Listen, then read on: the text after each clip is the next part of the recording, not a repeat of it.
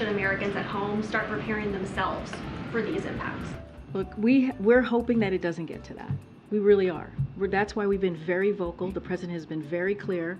That's why he had this meeting on Tuesday to be straightforward and frank. You know, this president is not afraid to be really honest, and that's why he went to New York to speak directly to the American people, to let them know what's at stake. So, look, we hope that this is not going to happen. We hope that the speaker agrees with the other three leaders in Congress and take default off the table. The president has said that he's likely going on this foreign trip, but it's a possibility he would stay behind. What would trigger that decision for him? What I can say right now, Arlette, is that he's expecting to go. I can say that for sure in this moment, that he's expecting to go. If I could on Title 42 really quickly, you know, the president's answered questions about Title 42. Who needs it? We haven't seen him hold a formal event to talk about this. He had that meeting yesterday with Blinken and Austin Mayorkas, which was behind closed doors. Why not have the president out there speaking about Title 42 and the expectations that people should have around it? So the president took more than 40 questions this week alone. It's not really bad. Well, no. But he took your questions twice this week and answered many of those questions on Title 42. He answered the questions that you all asked. And I think that's an opportunity for the American people to hear directly from him. A week ago today, he sat down and had a one-on-one interview with one of your colleagues here, not here, but clearly in one of the networks here, and talked and was asked about Title 42. So the American people have heard from the president when we were in New York, and again right when after the meeting, you heard directly from the president after the meeting that he had with the Big Four, if you will, and he gave remarks and then took questions. So the American people have heard directly from him, especially when he laid out how that conversation went with the Big Four. Go ahead, Joey. Thanks, Karine. You described the discussions this week between White House officials and congressional staff as productive. What from those talks do you believe is pointing to the signs of progress? I'm not going to get into details of private conversations.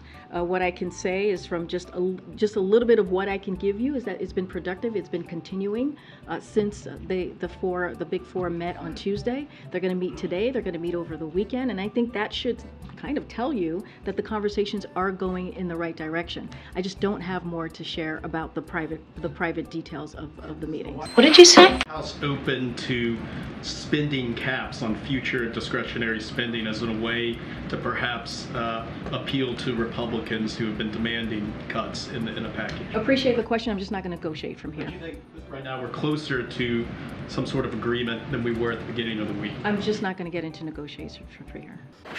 Would you like to see? Yeah. Thank you, Karine.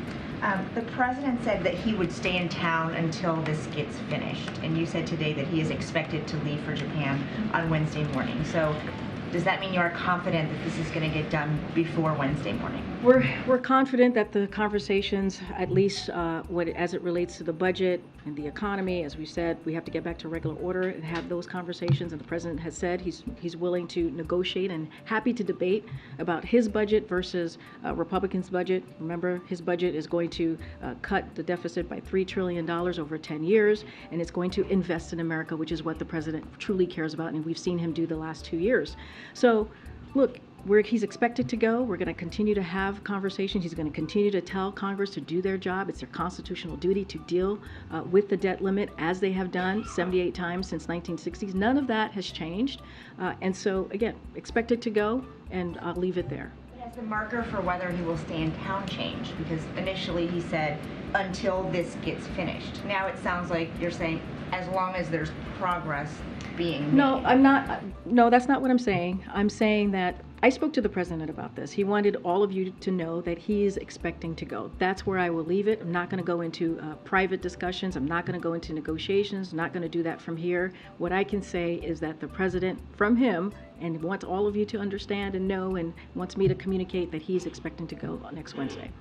Now, what you got to say about that? follow-up on Title 42. You said that the American people have heard directly from the president. Why haven't migrants heard a message from the president or the vice president, either of them explaining the new rules or reiterating, what the secretary said yesterday, not to come here if you're not going to qualify for asylum? Where are they in terms of communicating with the people who are trying to come in? I think hearing from Secretary Mayorkas is a powerful messenger. He was at the border. He was here for more than 50 minutes taking all of your questions. He's been on TV doing kind of a Ron Robin today and other days as well this week. And he's been very clear what the message is to migrants who are coming. Look, our message has been very clear for the past couple of weeks, especially as we've been putting this plan together, really for the past 2 years, which is we got a robust plan in place to humanely manage the border through enforcement, deterrence, and diplomacy. We've been very clear. We want a system that's humane, that's orderly. That's what the president said on the first day that he walked into this administration, putting forth a piece of legislation that is comprehensive. Remember, this is a problem that is decades long. Secretary Mayorkas said the last time that we have changed the law or we've seen laws change around this issue was back in the 90s. It is more than time to address this issue. The president is using the tools that he has in front of him to deal with this issue, and so he'll continue to do that. But we have to have Congress acting, and I think the president speaking very loud and clear this week, or taking questions from all of you, and also doing an interview and answering a question about Title 42 and immigration, how we're moving forward, I think is also important. No. Thank you. And thanks, Karine. Moved up in the world. The weather's much better from up here. The weather is much better from up there. The What do you- CBO released new projections for the current economy, and this fiscal year we're projected a deficit of 1.5 trillion. Last year was 1.4 trillion. The president talks about cutting the deficit. What happened? So the president has a track record of historic deficit reduction. We have seen that, $1.7 trillion in the last 2 years. That is more than any other president has done in their first 2 years. I love you. I love you. I love you. So that is historic. That is, I should say, in recent years, and that is something that the president continues to be committed to, because if you look at his budget, as I just stated moments ago, $3 trillion.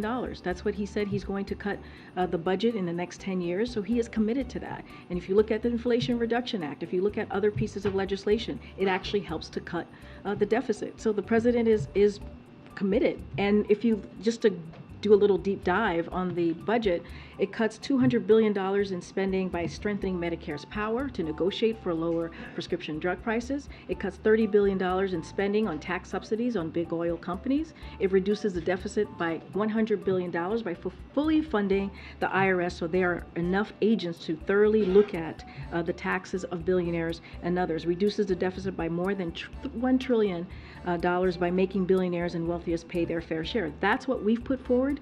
The Republicans in the House put something very different, the complete opposite, that's going to hurt American families by cutting veteran care, by cutting health care, and also making sure that law enforcement as well is cut. And so that's what they put forward, and this is the conversation that is happening right now with the staff members.